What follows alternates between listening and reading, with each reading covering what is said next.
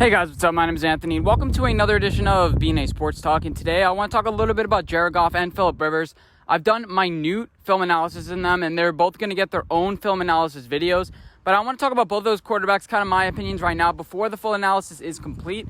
So my first opinions about Jared Goff going into it, I know he has a great deep ball. I know, just throwing it down the field. I saw the Chiefs game. I've seen a lot of times his ball downfield is very accurate, but that's not really a staple in today's, NFL. That used to be. You used to be able to, if you were able to get that long, deep ball, you were, automatically a successful quarterback. But now it's a lot of screen game. It's a lot of other minute things. You need to be good under pressure. You need to be good when, third and whatever. I'd rather have a guy that's good at third down and 7, than a guy that's good on 1st and 10 and able to chuck down a ball down the field. Because eventually, you have to own time of possession. And if you keep on doing long plays like that, it also hurts your time of possession and makes your defense get off the field. Because we saw that with the Chiefs. We saw that when, Patrick Mahomes, they would have 2-3 minute drive, score a touchdown. That was it. We saw it with the Philadelphia Eagles. So it definitely does hurt you if you have too short of drives. I think Jared Goff, from what I know of him, he's not really the smartest guy. He's kind of coached up by Sean McVay, and hopefully I see that on tape. Hopefully I see on tape different things like that. I've done brief research. I've seen some things that kind of confirm and deny what I'm saying. As far as Phillip Rivers, my initial opinions on him, he has a weird throwing motion. That's not usually successful with a guy who goes late into his career. Eventually your mechanics fail you. And, I don't think he's a fast enough guy to operate in an advanced offense. So it has to be a laid-back offense. It has to be a run-first team. I think that the Colts don't really have a lot of weapons for him to throw to, but they are getting better. I think T.Y. Hilton is on the downward trajectory of his career, and he's falling down fast. They have a great offensive line, but I don't trust Phillip Rivers in the playoffs because, he hasn't done it. I know his team lost to the Patriots, scored 40-something points against them, but he's 0-7 against Tom Brady. And you need to beat Tom Brady in order to win the Super Bowl. And you know who's beating Tom Brady? Patrick Mahomes.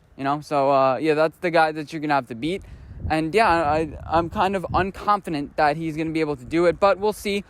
From what I've seen, I would have ranked him around 22 and Jared Goff at around, I would say around 15, 14. That's where I have them now, but we'll see at the end of my film analysis where I rank them. And we'll have a full film analysis and quarterback ranking later.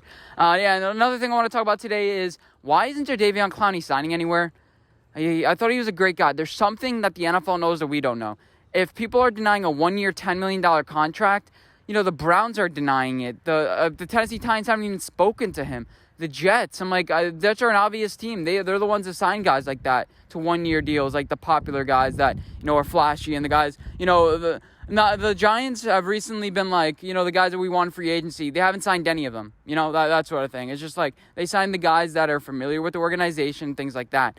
The Jets have been just okay, it's bringing good players or, what we think are good players. Why isn't Jadeveon Clowney signing anywhere? And that's because I think he may be a distraction to the team. I'm speculating about that a little bit, but there's no reason he should be teamless. He's saying he's going to be willing to accept, $15 million. I don't see why a team wouldn't give him $15 million. Obviously, not every team has it, but the Lions, imagine their pass rush with Jadeveon Clowney. I don't understand. I really don't. Even though the scheme fit isn't great, bring him in for a year. What are you going to lose? Team camaraderie? I don't really get it. That's something to think about. Let me know. What do you guys think about this? The next topic is the new Wayne Rooney rule proposal. Hasn't gone through yet. But moving up draft picks for minority candidates, a lot of people hate it. I don't really hate it as much because you're not penalizing teams that don't do it. You're rewarding teams that do. Now, there's that meme that's going around Bill Belichick is going to hire a transgender, bisexual, that sort of thing and get Trevor Lawrence. No, they're moving up 10, 16 spots and encourages people to get a shot. And I think it's way better than the hiring, now they say 2 minority candidates. You want to say, okay, they're going to get used to the interview process and things like that. But really, is that really going to improve them that much? You're going to just hire people for charity. And when you bring in a guy on the team, you're encouraged to keep him on the roster for a long time. And, in the bottom line, if a team sees the minority candidate isn't good, they'll just fire him. I think that's a better thing than, requiring people to interview people.